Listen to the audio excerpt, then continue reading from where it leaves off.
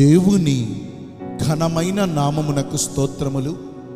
ఈ వాగ్దానమును వింటున్న మీకందరికీ మన ప్రభువును ప్రియ రక్షకుడైన యేసుక్రీస్తు నామములో శుభములు, మా హృదయపూర్వకమైన వందనములు. ఈరోజు మీ కొరకైన దేవుని వాగ్దానము దినవృత్తాంతముల 2వ గ్రంథము 20వ అధ్యాయము 15వ వచనము. మీరు భయపడకుడి, జడియకుడి, ఈ యుద్ధము మీరు కాదు, దేవుడే జరిగించును. ఈ మంచి వాగ్దానమును మంచి దేవుడైన యేసయ్య నేడు మనందరి జీవితములలో నెరవేర్చునుగాక. ఆమేన్. ఈ వాగ్దానమును మనము పరిశీలిస్తే, ఆసా కుమారుడును యోధా రాజైన యెహోషాపాతు పరిపాలన చేస్తున్న రోజులలో మోయాబీయులను, అమ్మోనీయులను, మెయోనీయులలో కొందరును సముద్రపు ఆవలి నుండి సిరియనుల తట్టు నుండి గొప్ప సైన్యముగా దండెత్తి యెహోషాపాతు మీదకును యూదా ప్రజల మీదకును యుద్ధానికి వచ్చినప్పుడు ఆ గొప్ప సైన్యమునకు యెహోషాపాతు రాజు భయపడి యెహోవా యొద్ద విచారించుటకు తన మనస్సు నిలుపుకుని, మా దేవా, నీవు వారికి తీర్పు తీర్చవా? మా మీదకు వచ్చిన ఈ గొప్ప సైన్యముతో యుద్ధము చేయుటకు మాకు శక్తి చాలదు, మేము బలహీనులము, ఏమి చేయుటకును మాకు తోచదు, నీవే మా దిక్కు అని యెహోవా దేవునిని వేడుకొనగా, దేవుడు వారి ప్రార్థనలన్నిటినీ ఆలకించి, యోధావారులారా, యెరూషలేము కాపురస్తులారా, యెహోషాపాతు రాజా, మీరందరూ ఆలకించుడి. ఈ గొప్ప సైన్యమునకు మీరు భయపడకుడి, జడియకుడి. ఈ రోజున ఈ యుద్ధము మీరు కాదు, దేవుడే జరిగించును.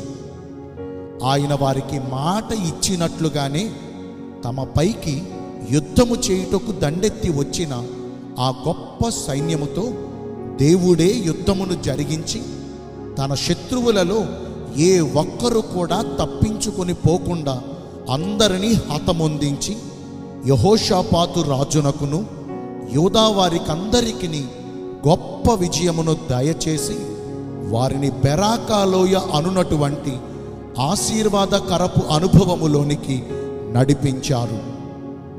ఈ వాగ్దానమును వింటున్న ప్రియ దైవ జనాంగమా, నేడు మనము కూడా కుటుంబపరమైన సమస్యలతో, వ్యాపారపరమైన సమస్యలతో, నిరుద్యోగపరమైన సమస్యలతో, అనారోగ్యపరమైన సమస్యలతో, ముఖ్యంగా మనం మాట్లాడుకోవాల్సి వస్తే ఆర్థికపరమైన సమస్యలతో కంటికి కనిపించని యుద్ధాన్ని చేస్తూ ఉన్నాము.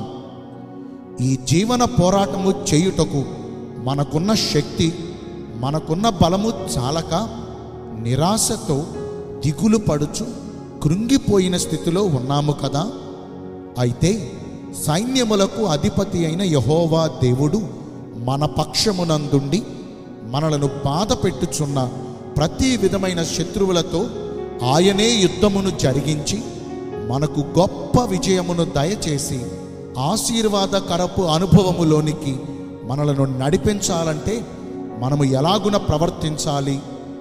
మొదటిగా ఉపవాసముండి యెహోవా దేవుని వద్ద విచారించాలి, ఆయనను బతిమలాడుకోవాలి. ఆయనతో సహవాసము చేయుట కొరకు మనలను మనము ప్రత్యేకించుకోవాలి. మామూలు ప్రార్థనలకు రాని జవాబు ఉపవాసముండి చేసే ప్రార్థనలకు ఖచ్చితంగా వస్తుంది. ఉపవాసముండి చేసే ప్రార్థనకు రెట్టింపు శక్తి లభిస్తుంది. అసాధ్యమైన కార్యాలు కూడా ఈ ఉపవాస ప్రార్థన వల్ల సాధ్యపరచబడతాయి. ఆయనతో సహవాసము చేయుట వలన మనకు మేలు, నెమ్మది కలుగుతాయి. రెండవదిగా, యుక్త పంక్తులు తీర్చి నిలబడాలి. యుద్ధానికి వెళ్ళే సైనికులను చూడండి, ఎలా పడితే అలా నిలవరు. చక్కగా సిస్టమేటిక్గా లైనుగా నిలబడతారు. వారిని చూస్తే ఎంత ముచ్చటేస్తుందో కదా. అలాగుననే భక్తిని చేసేటప్పుడు మనము క్రమశిక్షణ కలిగిన భక్తిని చేయాలి. మన దేవునికి పరిశుద్ధత అంటే ఎంత ఇష్టమో క్రమశిక్షణతో చేసే భక్తిని అంతకంటే ఎక్కువగా ఇష్టపడతారు.